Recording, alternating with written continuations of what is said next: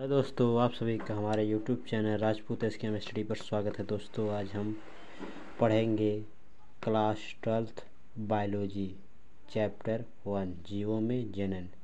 तो हमारा ये जो बायोलॉजी का चैप्टर 1 का ये पार्ट 3 वीडियो है।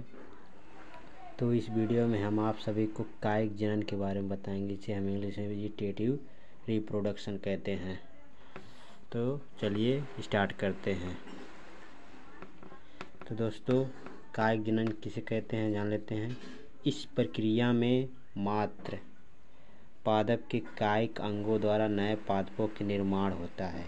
यानी जो ये मात्र पादप के द्वारा हैं सभी अंगों का जो निर्माण होता है, यानी कि मात्र यानी जिस संतान उत्पन्न की हम मात्र पादप यानी माता को मात्र पादप कहते हैं।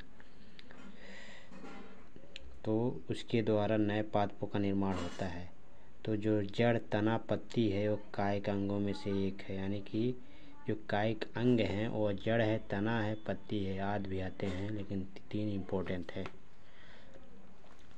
तो हमारा जो अगला हेडिंग होगा वो है कायिक जनन के प्रकार। कायिक जनन के प्रकार, काइंड्स ऑफ वेजिटेटिव रिप्रोडक्शन, जिसे इंग्लिश में हम काइंड्स ऑफ वेजिटेटिव रिप्रोडक्शन कहते हैं। तो कायिक जनन के कितने प्रकार हैं? तो कायिक जनन 2 प्रकार का होता है। जो कायिक जनन है वो कितने प्रकार का होता है? 2 प्रकार का होता है। तो हमारा जो पहला है कायिक जनन वो प्राकृतिक कायिक जनन है, जिसे इंग्लिश में हम कहते हैं नेचुरल वेजिटेटिव रिप्रोडक्शन। इंग्लिश आप ज़रूर जान लीजिए, क्योंकि आपको आगे चलकर बहुत ही इम्पोर्टेंट है, बहुत ही अच्छे तरीके से जान लीजिएगा। हमारा दूसरा है कृत्रिम कायिक जनन, आर्टिफिशियल वेजिटेटिव रिप्रोडक्शन। प्राकृतिक कायिक जनन क्या होता है, यानी कि नेचुरल वेजिटेटिव रिप्रोडक्शन क्या होता है?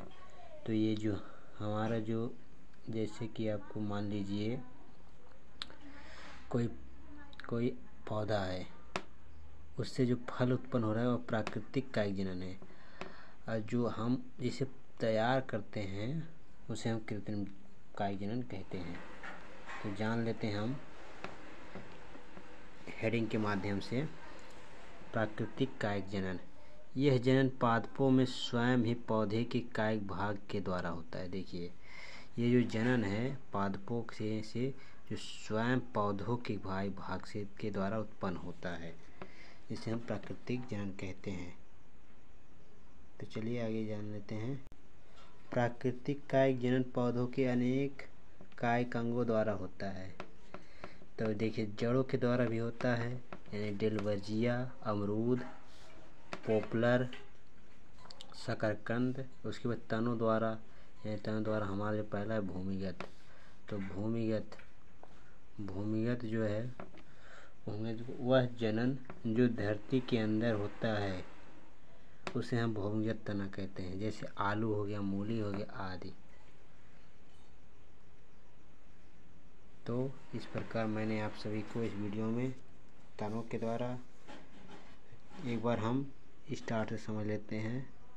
तो हमारा जो है कायिक जनन, जिसे हम इंग्लिश में वेजिटेटिव रिप्रोडक्शन कहते हैं, इस प्रक्रिया मात्र पादप के कायिक अंगों द्वारा नए पादपों के निर्माण होता है।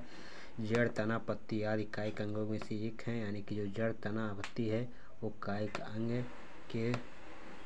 के उदाहरण हैं। तो कायिक जनन के प्रकार कितने हैं? काइंड्स ऑफ वेजिटेटिव रिप्रोडक्शन, यानी कि वेजिटेटिव जो हैं वो कितने प्रकार के हैं? कायिक जनन 2 प्रकार का होता है। एक है आपका प्राकृतिक कायिक जनन, जिसे हम इंग्लिश में नेचुरल वेजिटेटिव रिप्रोडक्शन कहते हैं। दूसरा है कृत्रिम कायिक जनन, जिसे हम आर्टिफिशियल वेजिटेटिव रिप्रोडक्शन कहते हैं। उसके बाद हमारा पहला है प्राकृतिक कायिक जनन। तो प्राकृतिक कायिक जनन क्या होता है? ये जनन पादपों में स्वयं ही पौधे के कायिक भाग के द्वारा होता है। जो प्राकृतिक जनन है आपका वह है जनन पादपों में स्वयं ही पौधों के कायिक भाग के द्वारा ही होता है। उसके बाद हमारे प्राकृतिक कायिक जनन है वो किनके द्वारा होता है? तो प्राकृतिक कायिक जनन पौधों के अनेक कायिक अंगों द्वारा होता है। जड़ों के द्वारा भी हो सकता है, डेलवर्जिया, अमरूद, पॉपुलर, शकरकंद इसके उदाहरण हैं।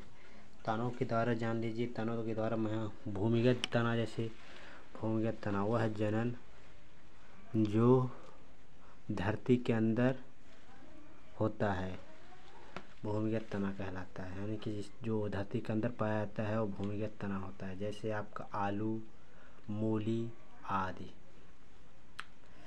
तो ये हमारा भूमिगत तना है। आलू भी है, जैसे कि ये तना होता है, यानी कि आलू जो है क्या एक तना है। मूली भी एक तना ही होता है, और भी ज़्यादा हैं, तो इसे समझ लीजिएगा। तो दोस्तों, मैंने इस वीडियो में आप सभी को बहुत ही इम्पोर्टेंट टॉपिक को पढ़ाया है।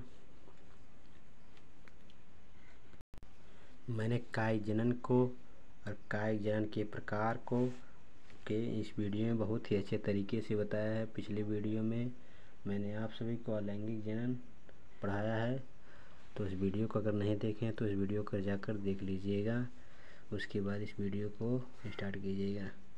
तो दोस्तों, इस वीडियो को अगर अच्छे से समझ में आया तो लाइक शेयर कमेंट जरूर कीजिएगा, और चैनल पर नए हैं चैनल को सब्सक्राइब कर लीजिएगा। तो मिलते हैं हम नेक्स्ट वीडियो में। धन्यवाद।